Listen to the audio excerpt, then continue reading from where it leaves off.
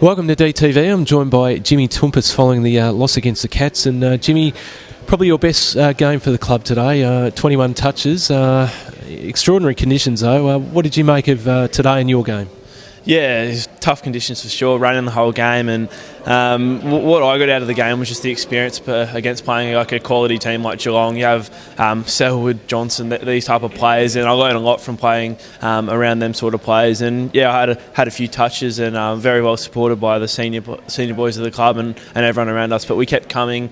We gave it our best shot. They were just too good in the end. Were you sort of overawed at the start for yourself? I mean, just playing against guys of that calibre, but I mean, as you get into the game, you get a bit more confidence. Is that sort of how you sort of found it early on? Yeah, last week probably was the main one. I went into last week playing at Sydney.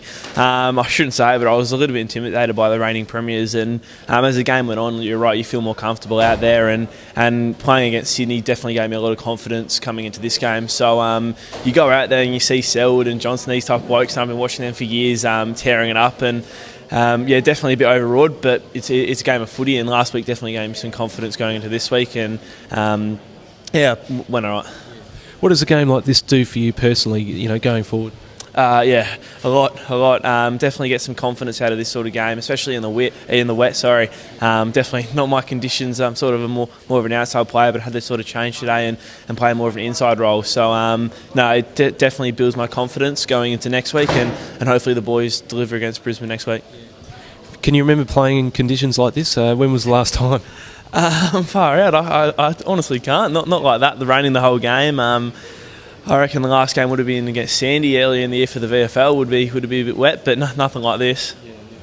How are you finding it at the moment? I mean, getting towards the latter part of the season, your first year, how are you travelling just body and just holding up with the rigours of it all? Yeah, it's pretty tough.